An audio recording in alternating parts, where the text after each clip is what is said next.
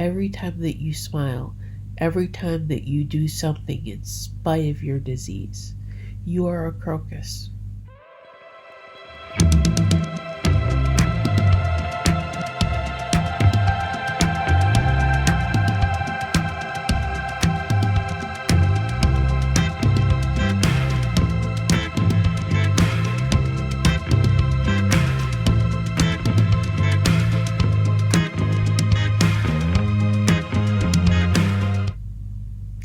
Hi, welcome to Chronicles of Nani. I'm Nani. This is my cyber coffee shop where I talk about my life with progressive multiple sclerosis and living in a wheelchair. And I am an optimist tempered with realist. So for the most part, I'm talking about good things, happy things. I enjoy my life in spite of having challenges. If you've seen this vlog before and you're not subscribed, why? Why not go ahead and subscribe? If this is your first time here, I hope that by the end of this vlog you'll want to subscribe and see more. I'd love to see that subscriber number go up because it makes me smile bigger. And I'm told that I have a friendly and welcoming smile. Now, the cyber coffee shop is going to help keep my voice strong, I hope. And I definitely have to have my coffee. The coffee mug is my Alabama coffee mug. And that really fits in with what we're going to talk about today. Because the Alabama coffee mug is the first mug I ever bought to be a collection of mugs. I bought it in October of 1989 when I went down south for a couple weeks with my mom. It's not the first mug that I bought on that trip. My first mug that I bought was the Confederate Naval Museum mug in Columbus, Georgia. It was the next day that I bought that Alabama mug. But I looked at that and I thought, you know, I have all kinds of coffee makers. I mean, I had a French press coffee maker and I had a cappuccino maker and an old style European cappuccino pot, stovetop pot. I had a couple of different regular coffee makers. I had a coffee grinder. I had a coffee maker that ground coffee beans into the filter to make freshly ground brewed coffee. So I had all kinds of coffee makers. And it was my dream that someday I'm going to have a condo and it's going to have a breakfast nook. And in that breakfast nook, it dawned on me that it would be so cool to just collect coffee mugs from all kinds of places I've been and things that I do. And to have those on display in that breakfast nook where I have coffee with friends, and that I would be able to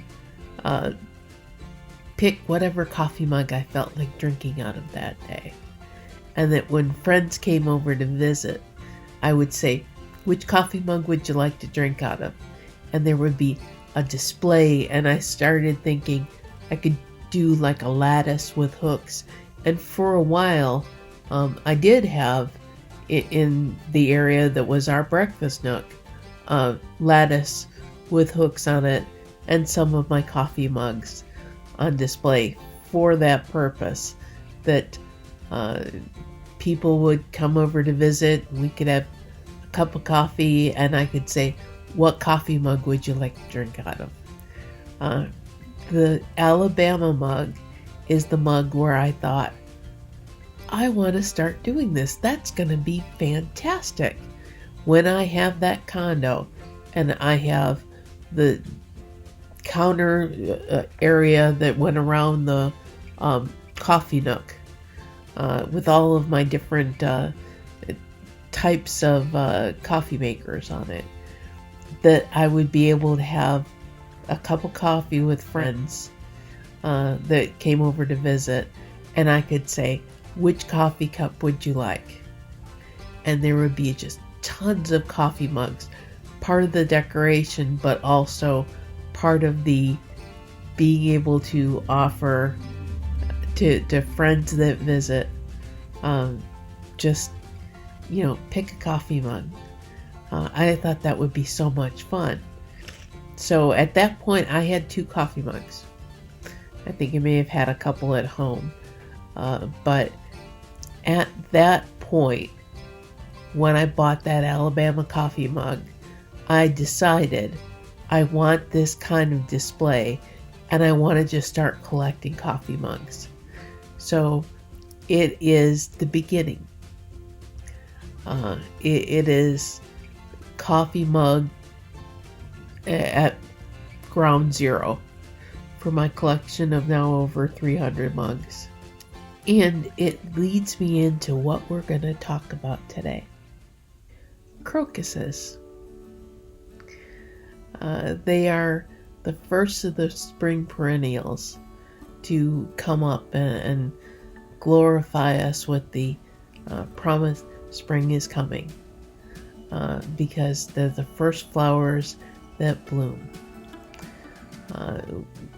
When I moved into the house that I'm at now, my husband's home, there were a few crocuses on either side of the side door, and they grew up there. There were some daffodils down at the end, but there were 2 big old sections that could be flowers, but they weren't. There were just a few flowers that were perennials that grew, and they were just left over from the homeowners before he and his ex-wife bought the house, and extra flowers weren't added in. It's just what was there. In the fall of 2010, when my friend Kelly was visiting from Missouri, in the morning we went out and bought the bulbs, we had lunch, and then we came back and we planted. And one thing that I bought a bunch of was crocuses.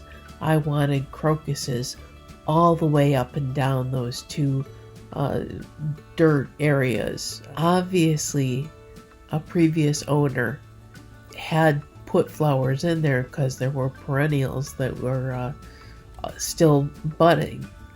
So I decided, no, this needs to be lots of flowers. So I got lots of bulbs of things that would grow in the spring.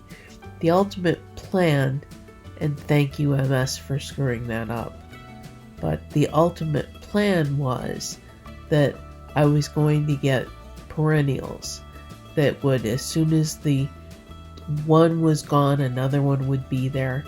And I had done research and planned on perennials that would go starting with the crocus, and then I would have narcissus or daffodils, then tulips, and then I had chosen different flowers that would bloom in the summer and through the summer, and then there were other lilies and that would grow in the fall, and there were flowers that would grow until the first frost. So starting with the crocus and going all the way through, there would always be constantly changing but flowers filling that area. Again, thanks to MS, we really didn't get past spring. But still, even now that I can't get in the wheelchair, and because for a while in the wheelchair I could still pull out weeds and have everything set so that when spring came again, the flowers would have nothing battling their existence except their beauty coming through. and lasting until June. And then after that, I'd, just try to keep the weeds out and let it be blank in that area. But it did get to a point where I could no longer weed the area and keep the weeds that were growing out of the perennials that were still blooming. But you know what? They still, even with the weeds that are in there, they still bloom. And the picture that you're seeing now was taken after that snow that we had just a few days ago, Thursday and Friday. I asked my husband if he would get out and take a picture if he saw crocus. And he sort of laughed at the whole thing. He said, "We've got 2 inches of snow. You're not going to see any flowers. There are not flowers blooming under 2 inches of snow." And he went outside, and much to his amazement, David got that picture for me of a crocus bloom shaking up through the snow. And I am a crocus. I definitely have always admired crocuses for the fact that it doesn't matter if it snows on them. Once they start blooming, they're not going to stop. Snow doesn't harm them. They just continue to bloom. And as the snow melts away, hey, look, there's a flower. I'm definitely a crocus now because I get snowed on. When I was diagnosed with multiple sclerosis, that was definitely snowing on me. It was a challenge, something to hold me back, something to make, to challenge my optimism, to make things scary, to make things difficult. And like a crocus, okay, throw snow at me. And I'm not a fan of snow, never have been. But throw snow at me, go ahead. Snow on me all you want. I'm still going to bloom. People are going to look at me and they're going to smile because I'm going to smile, because I'm going to be positive. I eventually ended up in a wheelchair, and in a wheelchair all the time because I can't walk at all now. And I don't let that keep me down. Occasionally, like I said, it snows on me, and I have my bad days. But I don't let that wither me. The bloom is still there. I make the snow melt away, or I let the snow melt away. And when the snow is gone, I am still blooming. I am still beautiful on the inside, and I'm still smiling. And I am still being as optimistic as possible. So I am a crocus. I've done lots of scrapbook pages with crocuses in them because a crocus is so special to me.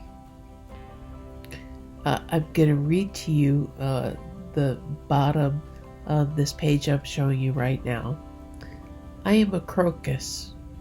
Aside from being the first one to say, "Let's kick winter out the door," I have my own set of challenges, my own snow.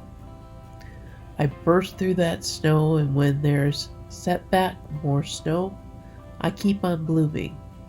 When things seem the darkest, the most colorless, I pick myself up and keep a determined smile blooming on my face. I like to think that I still do that. I am a crocus, and I remind myself that no matter what time of year, I remind myself I am a crocus. It can snow on me, and I'm still gonna bloom. I'm still gonna smile. I had read that to a friend, and she said, I'm gonna steal that. That's a great idea. And no, it's not stolen. I'm offering that.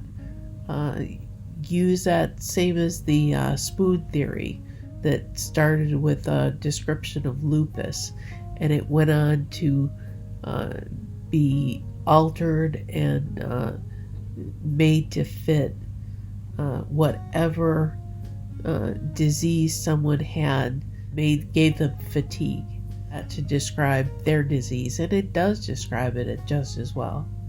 So if you are living with and living in spite of any kind of chronic illness, then customize to your illness, and you too are a crocus. Every time that you smile, every time that you do something in spite of your disease, you are a crocus. If you are in a wheelchair, every time that you can move yourself in your wheelchair, every time that you can enjoy something that you see from your wheelchair, you are a crocus, and you are blooming in spite of a challenge. If you don't have a chronic illness, if you are not in a wheelchair, every time that you face a challenge of any sort, and you can say, you know what, I faced the challenge, I beat the challenge, and things are okay now. You're a crocus too. You are the beautiful flower that it doesn't matter what life throws at you that you don't expect. You can face it, and you can make the absolute best of the challenge you weren't expecting. And that definitely includes chronic illnesses. I don't think any of us that have a chronic illness saw it coming. So it's not stealing the idea. I'm giving you the idea. And I hope that that's something that can make you feel kind of empowered. Like you're going to bloom no matter what. Crocuses grow in many different places, in many different colors, just like all of us and all of the challenges we face. So be a crocus, do the best you can, smile as often as you can.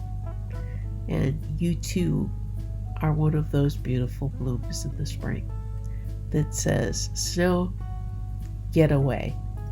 I gotcha, I'm stronger. So that's going to be the end of it for today.